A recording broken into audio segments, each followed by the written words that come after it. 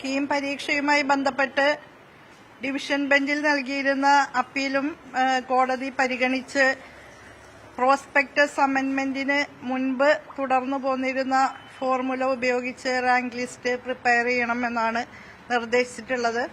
കോടതിയുടെ ഈ നിർദ്ദേശം AG അറിയിച്ചിട്ടുണ്ട്. അതുപ്രകാരം ഏറ്റവും പെട്ടെന്ന് ഇന്ന് തന്നെ ഈ നേരത്തെ നിലനിന്നിരുന്ന ഫോർമുല അനുസരിച്ചുള്ള റാങ്ക് ലിസ്റ്റ് പ്രസിദ്ധീകരിക്കുന്നതാണ്.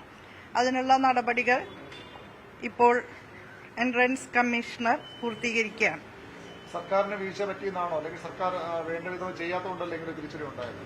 അങ്ങനെയൊന്നും പറയാൻ പറ്റില്ല.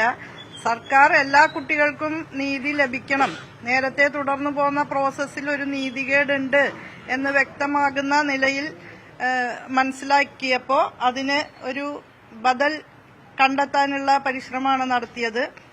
അതിൽ തെറ്റുണ്ട് എന്നുള്ളതല്ല. ഇപ്പൊ പ്രോസ്പെക്ടസ് നിലവിൽ വന്നതിന് ശേഷം മാറ്റം വരുത്തിയത് ശരിയായില്ല എന്നുള്ള ഒരു രീതിയിലാണ് കോടതി നിഗമനം മുന്നോട്ട് വച്ചിട്ടുള്ളത്. യഥാർത്ഥത്തിൽ പ്രോസ്പെക്ടസിൽ എപ്പോൾ വേണമെങ്കിലും ഇക്കാര്യത്തിൽ മാറ്റം വരുത്താൻ സർക്കാരിന് അനുമതിയുണ്ട് എന്നുള്ള നിലയ്ക്കുള്ള ഒരു ക്ലോസ് ഉൾച്ചേർന്നിട്ടുള്ളതാണ്. പക്ഷേ കോടതിയുടെ വിധി ഇപ്പോൾ അംഗീകരിക്കുകയാണ്.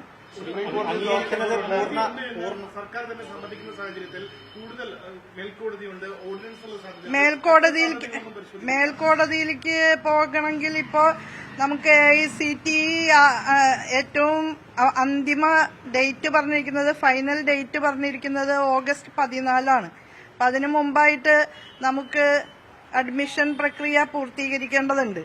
എല്ലാ വർഷവും AICTE ആ ലാസ്റ്റ് ഡേറ്റ് നീട്ടാറൊക്കെ ഉണ്ട്. പക്ഷെ അത് നമുക്ക് പറയാൻ സാധിക്കില്ല. നീട്ടുമെന്നുള്ളത് ഇപ്പൊ തന്നെ പറയാൻ പറ്റില്ലല്ലോ. ഇപ്പൊ ലഭ്യമായിട്ടുള്ള ഡേറ്റ് എന്ന് പറയുന്നത് ഓഗസ്റ്റ് 14 അപ്പൊ അതിനു മുമ്പായിട്ട് അഡ്മിഷൻ പ്രക്രിയകൾ പൂർത്തീകരിക്കണമെന്നുണ്ടെങ്കിൽ നമ്മൾ ഉടനെ നടപടി സ്വീകരിച്ചേ മതിയാവും. അതുകൊണ്ട് ഈ വർഷം ഇപ്പോ പ്രോസ്പെക്ടസ് അമെന്റ് ചെയ്യുന്നതിന് മുൻപുള്ള, അതായത് കഴിഞ്ഞ വർഷം വരെ തുടർന്നു പോന്നിരുന്ന അതേ സ്റ്റാൻഡർഡൈസേഷൻ പ്രക്രിയയാണ് നമുക്ക് സ്വീകരിക്കാൻ സാധിക്കുക. പ്രോസ്പെക്ടസിൽ ഗവൺമെന്റിന് ഏത് സമയത്ത് വേണമെങ്കിലും ഇത് പുനഃപരിശോധിക്കാനുള്ള അധികാരമുണ്ട് എന്നുള്ളത് നമ്മൾ കാണിച്ചിരുന്നു. അപ്പൊ അത് ഈ അംഗീകരിക്കുന്നത് പറഞ്ഞത് പൂർണ്ണ മനസ്സാലല്ല, സമയപരിമിതി എന്നുള്ളത് കൊണ്ട് മാത്രം അംഗീകരിക്കുന്നു, അങ്ങനെയാണോ? അതെ, സമയപരിമിതി ഉണ്ടല്ലോ. നമുക്ക് കുട്ടികളുടെ അവസരങ്ങൾ നഷ്ടപ്പെടാൻ പാടില്ല, കുട്ടികളുടെ അനിശ്ചിതാവസ്ഥ ഉണ്ടാവാൻ പാടില്ല. അതുകൊണ്ട് കുട്ടികളുടെ നന്മയാണ് ഗവൺമെന്റ് അഭിലഷിക്കുന്നത്. ഏത് കാര്യത്തിലായാലും എല്ലാവരും കുട്ടികളാണ്, എല്ലാ കുട്ടികൾക്കും നീതി ലഭിക്കണം. ആ കാഴ്ചപ്പാടിനെ മുൻനിർത്തി സതുദ്ദേശപരമായിട്ടാണ് ഗവൺമെന്റ് ഇക്കാര്യത്തിൽ പ്രവർത്തിച്ചിട്ടുള്ളത്. അത്ര വലിയ മാറ്റമൊന്നും വരുന്നില്ല.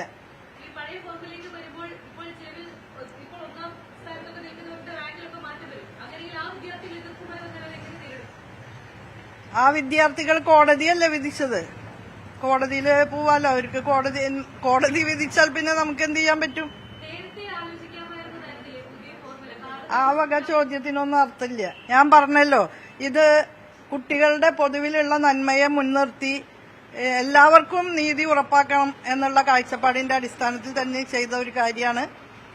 അതായത് കീം പരീക്ഷയിൽ 100% മാർക്ക് വാങ്ങിയാലും 35 മാർക്ക് കുറഞ്ഞു പോകുന്ന ഒരു സ്ഥിതി കഴിഞ്ഞ വർഷം ഉണ്ടായിരുന്നു. അതിന്റെയൊക്കെ അടിസ്ഥാനത്തിൽ വ്യാപകമായിട്ടുള്ള പരാതി ഈ സ്റ്റാൻഡർഡൈസേഷൻ പ്രോസസ്സുമായി ബന്ധപ്പെട്ട് ഉയർന്നു വന്നിരുന്നു. അതിനെ അഡ്രസ് ചെയ്യാനാണ് ശ്രമിച്ചത്. അപ്പോ ഈ വർഷം ഇപ്പൊ കോടതി വിധിയുടെ അടിസ്ഥാനത്തിൽ അത് കഴിയാത്തൊരവസ്ഥ ഉണ്ടായിരിക്കുന്നു. അതാണ് പറയാനുള്ളത്. ഇന്ന് തന്നെ റിലീസ് ചെയ്യും. അപ്പൊ ഈ പുതിയ മാറ്റം ഉണ്ടല്ലോ, തൽക്കാലം അത് ഒഴിവാക്കും, പക്ഷെ ഭാവിയിൽ അത് തന്നെ നടപ്പിലാക്കുക എന്നുള്ളത് തന്നെയാണ് സർക്കാരിന്റെ നിലപാട്. അടുത്ത വർഷം നമുക്ക് സമയം എടുത്ത് തന്നെ നേരത്തെ തന്നെ അത് ചെയ്യണം. വേണ്ടത്ര